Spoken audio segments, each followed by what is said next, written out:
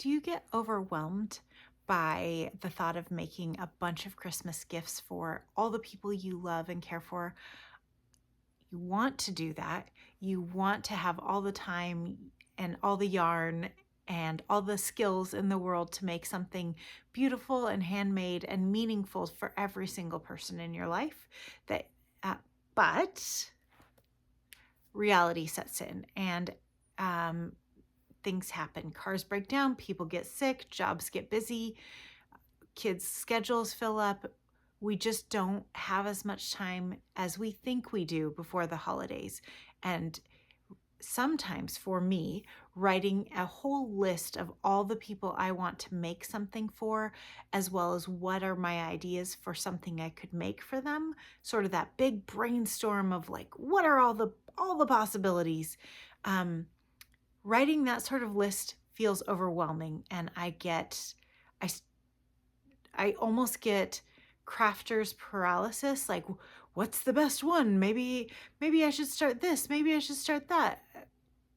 I get overwhelmed. So, here's my solution to that. I think through the people first instead of the projects. So I think through who are the people in my life that I have not made something for, but that they would like something um, in a while. So, um, my youngest, she is still home with me and she requests things all the time.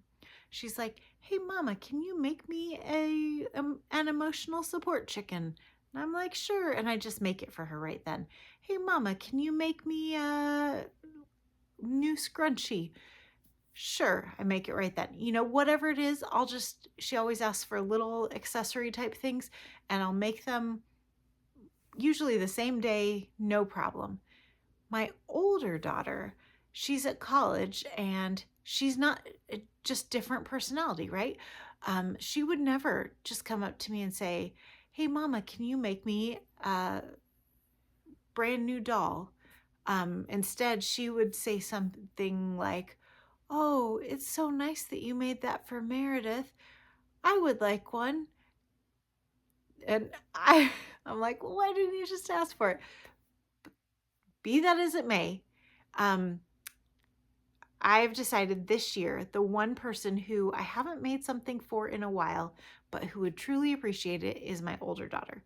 And I alluded to this project and showed it on screen earlier, the crochet or the knit sweater that I am making for her. And that is my plan, is I think through what is the, if, who are the people that I want to bless right now the very most, like who would appreciate it, who hasn't been a while. I don't have like a list and it has to rotate and turn. A sweater is a lot bigger of a project than, say, a scrunchie. Like, it doesn't have to be exactly even at all, but I do kind of keep that in mind, like, who have I not made for in a while? And so this year I just thought, you know what is there's this term in the industry I work in called minimum viable product, MVP. And the idea is basically like, if you get to just this stage for a product, um, what is that minimum viable stage that it could then be sold to the world and kind of test the idea? And in this case, I think it's the same way. Like, if the world falls apart, or at least my world falls apart, and people get sick and my job gets super busy and I don't actually have the time to knit or crochet anything else, if I only have time to do one thing, what's the minimum viable project that I will feel at least I got that done for her for Christmas? And for me, that is Audrey and that sweater. So that is going to be my approach to Christmas this year. I'm not making a whole list because that feels overwhelming, and I'm a full-time worker and a full-time mama. Like, I have my hands full. And I feel so blessed that I have both my wonderful children and my wonderful job. Like all of those are big blessings, but they do take my time. So just acknowledging that if I only have time to get one thing done, what is the one thing that matters? Or what's that I would feel like, well, at least I got that done. Like, I mean, crochet and knitting, they share our love with people, but the world's not going to fall apart if I don't get Audrey's sweater done. Like, you know, I can't say that it's like it matters so much, but it matters to me that I finish it for her. And I think it'll mean a lot to her when I do get it done. So I'm really excited to put that at the top of my list. That's the one thing. I love to do holiday decor items. I have a couple of them on the sticks I've already shown you guys the beautiful little box of crochet Santa.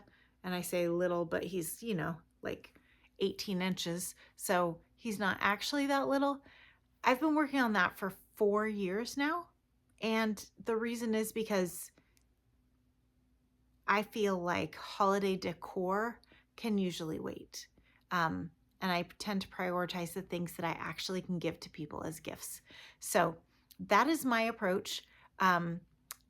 The other way I might approach this to reduce overwhelm is if you don't have a specific person, but you have a project that you are most excited about, that you're like, wow, I cannot wait to make a lamp cozy.